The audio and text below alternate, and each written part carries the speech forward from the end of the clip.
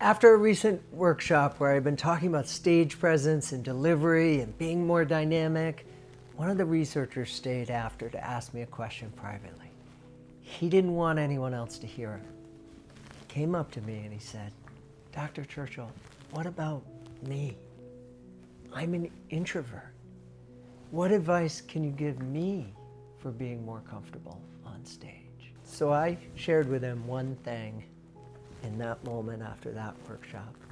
And I'll be sharing two more things with him in the next 2 weeks when I meet with him to coach him privately, getting ready for the event.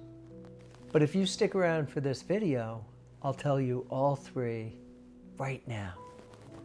Let me start by telling you a bit more about the event. There are going to be 125, maybe 130 people in the audience. There'll be a Q&A afterwards with professional judges. There's an award. It's a clinical innovation competition. There's also video, 2 cameras, bright lights, and the whole thing will be posted on YouTube. He's pretty nervous about it, and rightfully so. It's a big deal. It's a big event. And he wants to be great. He really believes in what he's doing, and he wants to be able to be dynamic. So let's talk about the first thing I told him after the workshop.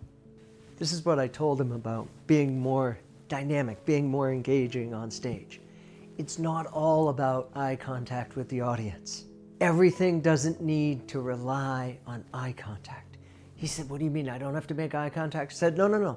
But you don't have to make eye contact all the time. Here's what you can do instead. Take us into a moment where you're doing your research, okay? So he talked about pipetting something and being under a hood. I said, so do this, right? You're standing here talking about your research and what you did, and said, okay, so here's what I did in the lab. And then you walk over to the lab and he pulls a hood down over his head and he's pipetting things and he's putting things in a analyzer or under a microscope, and he's looking at them. And then he's coming back under the hood and he's waiting, and then he's going and he's reading out the test results. Notice none of that was eye contact. None of that involved looking at the audience. What this involves is me reliving part of the experience. What this involves is me remembering the moment in my lab when I'm working on something and I put it into the analyzer, the microscope, and then I get the printout and I look at it, and the result I get and the smile I have when I see it, say, we got what we wanted. And then we look up, right? Now we're talking with the audience again. But this little break, you should have seen how relieved he was. He said, I can do that. He said, I can do that. And he immediately realized he didn't have to make eye contact the entire time. He could make eye contact for a little while, and then he could do something. And then he could come back and he could make eye contact again. And you can do the same thing with your slides. You make eye contact with the audience, and then you bring the audience to your slide and make eye contact and take a break and look at the slide. But what you don't want to do is constantly be trying to take a break from the eye contact. You don't want the eye contact to come up and then you're looking down, or you're looking back at your slides and then back, and back at your slides or back. No. You want big breaks. You want big moments. And then you can come back and you can do those other moments. And it's not so exhausting.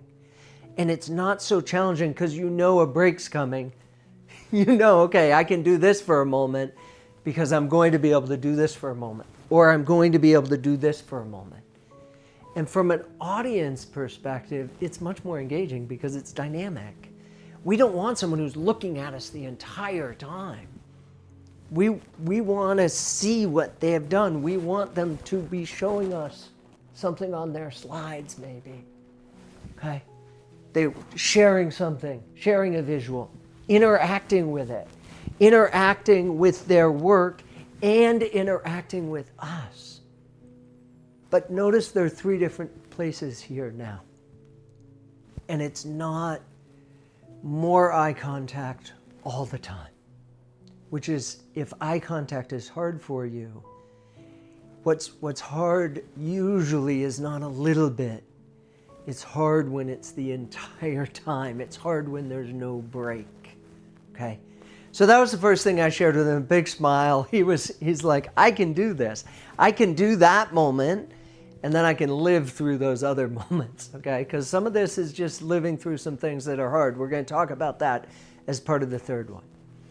Here's the second one. I haven't told him this yet, but I will be. And I have done this with other people. I do this a lot in the 3MT, 3-minute thesis competition that I work with McGill graduate students. I do this a lot with people who are going to have to be coming out from behind a podium. They're going to be introduced, and then they're going to have to start as the clapping stops. And what I do that's different, what most coaches will tell you, what most great speakers do, confident professional speakers do, is they come out on stage and they sit and they pause and they wait for a little tension to build, and then they start. They wait and then they start. But if you're an introvert, if you're uncomfortable, if you're nervous on stage, that's terrifying. That's terrifying. You don't have to do that. You don't have to do that. There's another great way to start, and it doesn't involve waiting. It doesn't involve waiting. And it doesn't involve coming to the front of the stage and waiting while you're being introduced or while people are clapping and letting everybody settle down. No, you don't have to do that, because it's terrifying, right? That's the hardest moment. You can skip it, and you can still do a great intro. Here's the intro you can do. You stay back here or even off stage while you're being introduced. And then you come up and people are clapping, and you pause here and you take a deep breath. And as the clapping stops, you take a step forward, and then you take another step. And as you're taking that second step, you start talking. You start talking as you come forward, and then you take another step or two, and you land and you keep talking and you look out. And here's another trick you're going to do as you look out. So you're going to be back third of the stage, take a step, second step, you're going to start talking. That's your trigger. And you're going to be looking at someone 2/3 of the way back in the audience, okay? Now, this can either be a friend or a stranger. It depends on how you feel. Sometimes people feel more comfortable looking at a friend. Sometimes looking at a friend is terrifying, in which case you're going to look at a stranger. Doesn't matter which one, but the key is you're going to look 2/3 of the way back in the audience. Not all the way to the back, 2/3 of the way back, okay? And certainly not the front row, okay? And the reason you're doing that is your brain is going to calibrate your voice volume. Most introverts, most people who are nervous come out and they speak too softly. They start too softly. We want you to start with some volume. If you start by speaking to the person 3/4 of the way back in the room, you're going to start with some volume. And then you can talk to someone here, okay? So 2 things. Look 2/3 of the way back in the room. It's harder to see them. It's harder to see their expression. It's a little less intimidating. You can't actually see their eyes. Those are all good things if you're nervous, okay? That's going to help you calibrate. And one step, start on that second step. Start talking while you're still coming forward, because as you're coming forward, this is when your brain is sending signals to your body, I'm okay because I'm coming forward, okay? So that's the key here, right? You're talking while you're coming forward and you're okay. Start talking. And now you have a trigger. You have a moment. That second step, when that foot lands, you're going to start talking.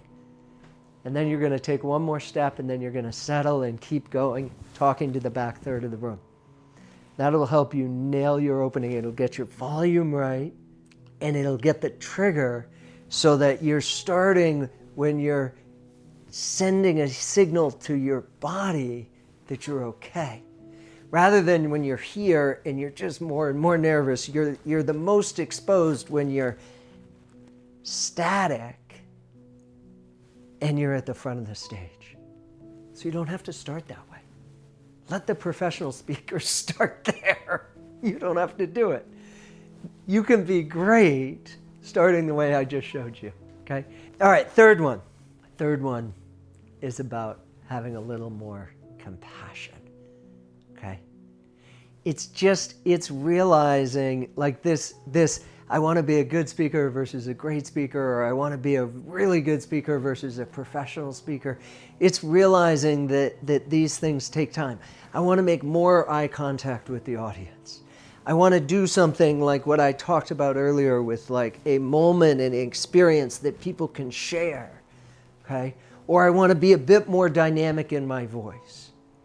What you need to realize is that there's like 30 things you could do or 50 things you can do, and you can get better at each one of those things. I saw someone he's a speaker coach. He's got 100 things for great speakers. 100 things. It's totally overwhelming. No wonder we don't feel like we can be great speakers, or no wonder we get intimidated, right? So this last one is just about having a little more self-compassion and a strategy to do it. The strategy is this.